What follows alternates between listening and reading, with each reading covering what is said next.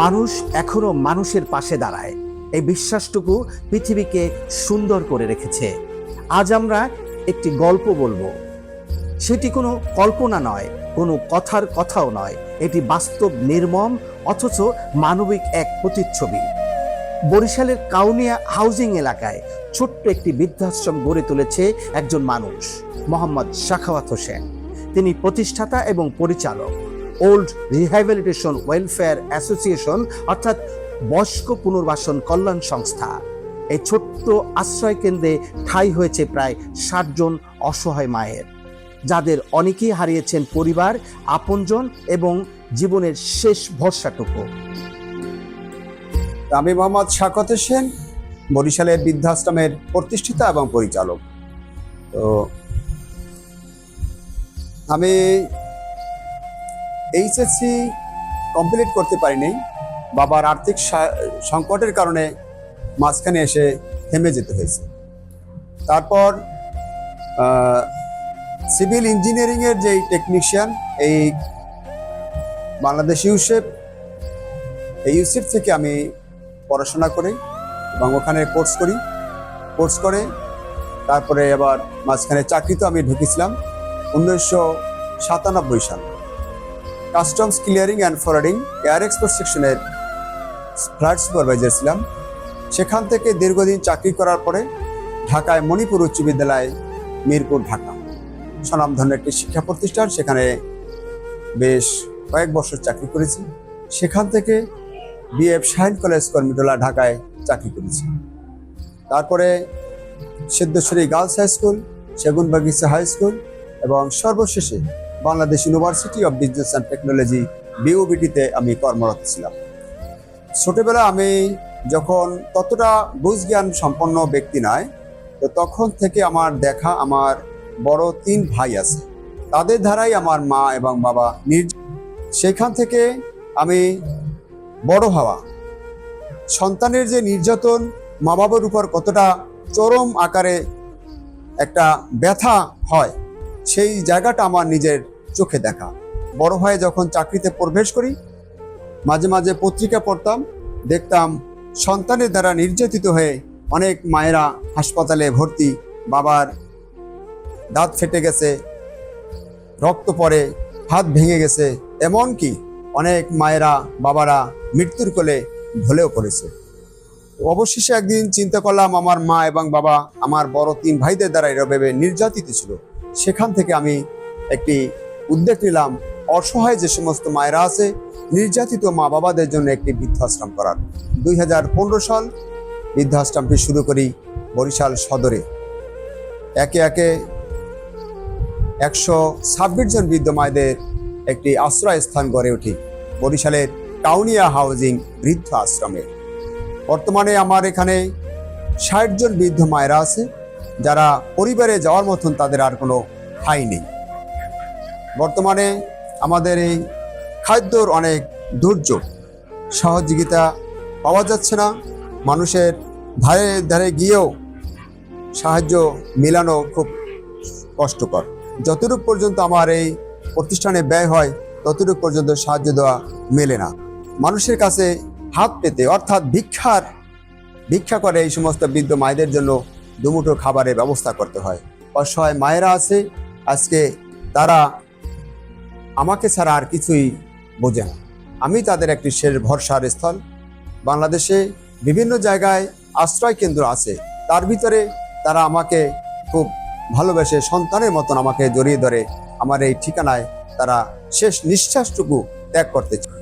শেষ পর্যন্ত আমি আমার নিজের জমি এবং চাকরি জীবনে অর্জিত টাকা বৃদ্ধাশ্রমের জন্য পরিপূর্ণ দান করে দিয়েছি। 13% জায়গা বরিশাল সদরের 26 নং ওয়ার্ডে বৃদ্ধদের স্থায়ী নিবাস গড়ার জন্য এবং বাকেরগঞ্জ উপজেলায় আমার পৈতৃক সম্পত্তিতে 20% জায়গা বৃদ্ধদের কবরের স্থানের জন্য দিয়েছি এবং নিজের চাকরি জীবনে যে অর্জিত 20 লক্ষ টাকা জমা ছিল, যেটা দিয়ে আমি বৃদ্ধ বয়সে স্ত্রী সন্তানদের নিয়ে ঘর বানিয়ে থাকার একটা স্বপ্ন ছিল, সেই টাকাগুলো বৃদ্ধ মায়েদের জন্য আমি বাড়ি নির্মাণ করার জন্য ব্যয় করে দিয়েছি। সেখানে বিল্ডিংয়ের কাজ চলমান। আর্থিক সাহায্য সহযোগিতা পেলে আমরা ভাড়া বাড়িতে 55,000 টাকা বর্তমানে 5টি বাড়ির ভাড়া দিচ্ছি। এই টাকাগুলো আমার সাশ্রয় হবে যদি আমরা স্থায়ী নিবাসে চলে যেতে পারি। সেই জন্য সকল শুভাকাঙ্ক্ষী সহ দেশ এবং দেশের বাইরে এবং সরকারের কাছে আমার জোর মিনতি থাকবে, আমাদের এই বৃদ্ধ মায়েদের আশ্রয়স্থল গড়ার জন্য যার যেখান থেকে যতটুকু পারেন আর্থিকভাবে সাহায্য সহযোগিতার হাত বাড়িয়ে দেবেন। এই মায়েদের মুখে 3 বেলা খাবার তুলতে গিয়ে নিজের ঘর বাড়িও হারিয়েছেন সাখাওয়াত হোসেন। সহযোগিতার আশায় গিয়েছেন বিভিন্ন সরকারি প্রতিষ্ঠানে, কিন্তু তার ভাষ্য অনুযায়ী দেশের এখনো বৃদ্ধাশ্রম পরিচালনার জন্য নেই নির্দিষ্ট সরকারি অনুদান ও অনুমোদনের সুস্পষ্ট ব্যবস্থা। তবুও থেমে যায়নি তিনি। নিজ হাতে তৈরি করেছেন সাহায্যের বাক্স, রাস্তায় রাস্তায় ঘুরেছেন মানুষের দ্বারে দ্বারে। এক কথায় এই অসহায় মায়েদের বাঁচিয়ে রাখতে তিনি বেছে নিয়েছেন ভিক্ষাবৃত্তির পথ। সরকারের কাছ থেকে মূলত আমরা তেমন কোনো কিছু সাহায্য সহযোগিতা পাই না, তবে সমাজসেবা অধিদপ্তর হয়তো মাঝে মধ্যে জেলা প্রশাসক মহোদয়ের কাছে অনুরোধ করে সামান্য কিছু চাউলের ব্যবস্থা রাখে। এটা খুবই অল্প, যা আমাদের 1 মাস কিংবা 2 মাসের খোরাক। এক কথায় বলা যায় যে সরকারের কোনো অনুদান নেই। আমরা যখনই যে দপ্তরের জন্য আমরা সাহায্যের জন্য আসি, সে দপ্তর থেকে বলে যে আপনাদের বৃদ্ধাশ্রমের জন্য কোনো সাহায্য দেওয়ার আমাদের কোনো সংবিধানই নাই। সেখান থেকে আমরা বঞ্চিত হইয়া চলে আসি। বাংলাদেশে সংবিধানে নাকি বৃদ্ধাশ্রমের কোনো সাহায্য সহযোগিতার কোনো সংবিধানই করে নাই, যার জন্য যেই কোনো দপ্তরেই যাই, এমনকি জেলা প্রশাসক মহোদয়ের কাছেও গেলে সেখানেও আমাদের সংবিধানে নেই। মানবিক কারণে সামান্য কিছু চাল দিতে পারে, হয়তো 1000 কেজি কিংবা 2000 কেজি চাল, এতটুকু পর্যন্ত মাঝে মধ্যে। সেই চাল তো আমাদের মতন প্রতিষ্ঠানের জন্য 1 মাসের কিংবা 2 মাসের খোরাক। 60 জন বৃদ্ধ মায়েরা আছে, যা আমার প্রতি মাসেই 1000 কেজি চালের প্রয়োজন। 3 বেলা আমি যদি 10 কেজি করেও চাল খাওয়াই ভাত, তো 3 বেলায় 30 কেজি দৈনিক চাল খরচ হয়। দ্যাট মিনস প্রতি মাসে 1000 কেজির মতন দুপুরে যদি ভালো যেদিন রান্না হয় মাংস কিংবা ভালো মাছ টাছ, সেদিন দেখা যায় যে আমার 10 কেজি এক বেলার কাছ থেকে আরো 2 কেজি চাল বেশি লেগে যায়। এবারে যে প্রতি মাসে আমাদের থাকা খাওয়ার জন্য ন্যূনতম 10 থেকে 15,000 টাকা খরচ আছে। সেদিন দেখা যাচ্ছে যে আমাদের একটা হতাশাগ্রস্ত হতে যায়। আর পরিপ্রেক্ষিতে মানুষের ধারে দরবেশে খুব জোরালো ভাবে ছুটাছুটি করে খাবার সংগ্রহ করে নিয়ে আসতে হয়। এক কথায় বলা যায় যে ভিক্ষা করে তারপরে সেই খাবারের যোগান দিয়ে দিতে হয়। এমনকি ঢাকার শহরেও বিভিন্ন স্কুল কলেজ, সেখানেও আমাকে এই বক্স নিয়ে সাহায্য তুলে খাবার সংগ্রহ করতে হয়। শুধু বরিশাল নয়, সাহায্যের আশায় ছুটে গেছেন রাজধানী ঢাকাতেও। তিনি ভেবেছিলেন ব্যস্ত নগরীর মানুষের হৃদয় হয়তো মানবিকতায় ভরে উঠবে, কিন্তু ঘটল উল্টো ঘটনা। ভিআইপি এলাকায় ভিক্ষাবৃত্তির অভিযোগে পুলিশ তাকে আটক করে থানায় নিয়ে যায়। পরবর্তীতে আদালতেও পাঠানো হয় তাকে। তবুও সত্য আর মানবতার পথ থেকে এক চুলো সরে যায়নি মোহাম্মদ সাখাওয়াত হোসেন। তিনি বিশ্বাস করেন মানুষ মানুষের জন্য। একটি সময় আমি এই সাহায্য তুলতে গিয়ে ঢাকায় ধানমন্ডির লেকের পাড়ে কোরবানির একটি সময় সাহায্য চাইতে যাওয়ার পরিপ্রেক্ষিতে ধানমন্ডি থানার এক এসআই আমাকে থানা হাজতে ধরে নিয়ে যায় যে ভিআইপি এলাকায় ভিক্ষা করা অনুমতি নিষেধ। উনি আমাকে ধরে নিয়ে গিয়ে থানা হাজতে 2 দিন আটক করে রেখে এবং পরের দিন আমাকে ঢাকা সিএমএম আদালতে চালান দিয়ে দেয়। সেখান থেকে বিজ্ঞ ম্যাজিস্ট্রেট বিষয়টি দেখে আমাকে তাৎক্ষণিক বেকসুর খালাস দিয়ে দেয়। আজ জায়গার অভাবে নতুন কোনো অসহায় মাকে আশ্রয় দিতে পারছে না তিনি।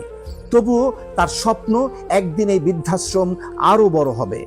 প্রতিটি মা নিয়মিত খাবার, চিকিৎসা এবং ভালোবাসা পাবে। আমরাও সেই স্বপ্ন দেখছি। আমরা সরকারের দৃষ্টি আকর্ষণ করছি, পাশাপাশি সমাজের বিত্তবান মানবিক মানুষদের সহযোগিতার আহ্বান জানাচ্ছি। হাত বাড়িয়ে দিন এই অসহায় মায়েদের দিকে। আপনার সামান্য সহযোগিতাও হয়তো যোগাতে পারে একজন মায়ের একবেলার খাবার।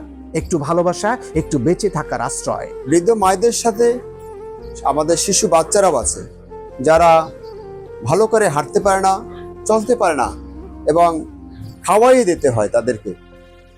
চলাফেরার মতন সমর্থন তো তাদের নেই। আজকে আমরা এইভাবে অসহায় যে সমস্ত মায়েরা আছে, বাচ্চারা আছে, তাদেরকে পর্যন্ত আমরা আশ্রয় দেই বরিশালের কাউনিয়া হাউজিং বৃদ্ধাশ্রমে।